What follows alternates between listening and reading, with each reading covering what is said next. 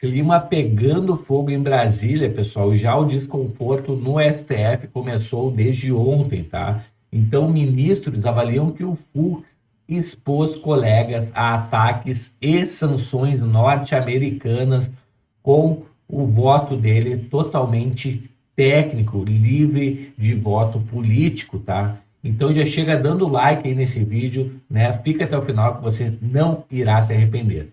Então a gente começa aqui com magistrado vindo contradições e afirmando que ele jogou os pares, né? Ou seja, seus colegas aos leões. Exatamente isso, pessoal. Então, tanto os brasileiros quanto Donald Trump e os Estados Unidos, né, agora vem através dos olhos do Fux, né, o que já se sabia, né, que esse processo todo não para de pé. Então, integrantes do STF avaliam que o voto do ministro Luiz Fux na ação da trama golpista joga os colegas aos leões e os expõe mais ainda às sanções dos Estados Unidos, bem como a novos ataques do bolsonarismo e da direita como um todo. Claro, né, pessoal, um processo que não para de pé, né, que carece de bases e fundamentos, né, não poderia ser diferente, condenando uma pessoa inocente, né. A interlocutores, ministros disseram que Fux contradisse manifestações que ele próprio proferiu em julgamentos pregressos, especialmente nos casos envolvendo os acusados pelo 8 de janeiro. Com certeza, ele teve acesso a mais tempo para analisar as provas e, obviamente, ele mudou de posição, né, pessoal? Colegas da primeira turma relataram incredulidade com o fato de Fux ter votado para condenar o tenente-coronel Mauro Cid por abolição do Estado Democrático de Direito, mas não o ex-presidente Jair Bolsonaro, a quem o delator obedecia, né? Então, segundo fontes da corte, já era esperado que o Fux abrisse algum grau de divergência no julgamento, mas a dimensão dessa discordância, especialmente em relação a Bolsonaro, acabaram causando surpresa. A expectativa inicial era que o Fux acompanhasse o relator, ministro Alexandre de Moraes, e votasse pela condenação do ex-presidente pela trama golpista, limitando suas oposições à dosimetria da pena.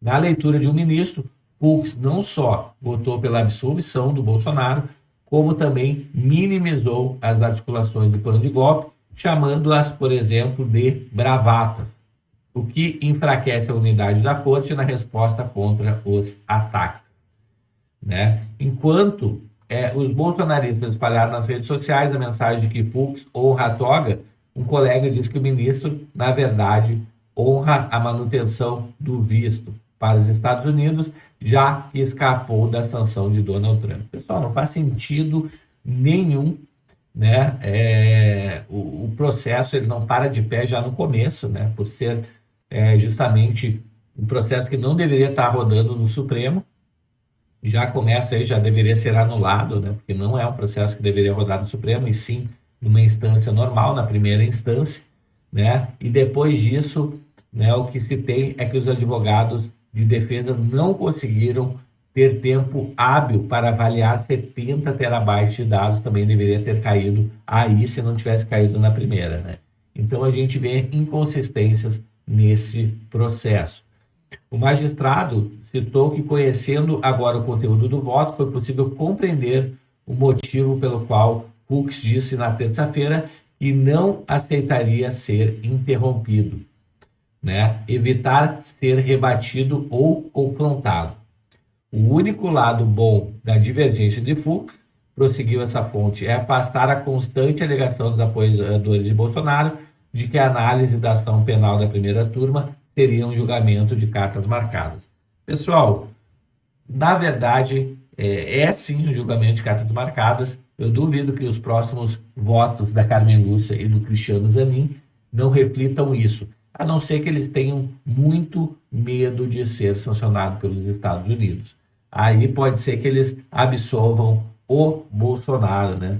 E talvez condenem os demais. Vamos entender, né, o que vai acontecer entre hoje, o voto da Carmen Lúcia e depois do Cristiano Zanin. Próxima notícia aqui.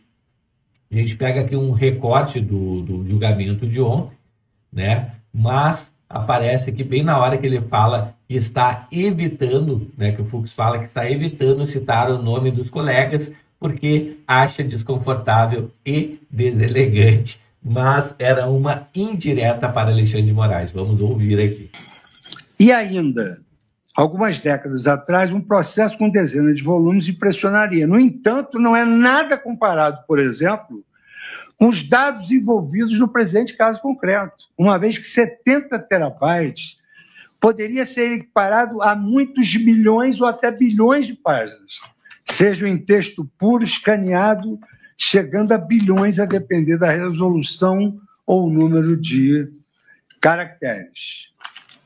Faço ainda citação de casos julgados e destaco que, como no processo penal, o protagonismo da instrução processual incumbe às partes, torna-se imperativo que antes da produção da prova oral, isto é, antes da inquirição das testemunhas e do interrogatório, a defesa já conheça todo o acervo probatório. Coisa que não aconteceu nesse processo, né? Volto a repisar que isso não é algo estranho no nosso direito e cito o inquérito 4244, agravo regimental de 25/4/2017. Como Vossa Excelência pode verificar, eu estou evitando citar nomes dos colegas. Acho desconfortável e deselegante. Aí, pessoal. Evidentemente, com o celular ou computador apreendido no bojo da investigação, integram o material probatório. Mas com tantos dados, tantas mensagens, tantas fotos, tantas fotografias de páginas saltadas de documentos, podem até não ser interesse da acusação, mas são essenciais para a defesa. Aí, pessoal, então, o Fux falando, né, que é um absurdo essa quantidade de dados e informações, 70 terabytes, né?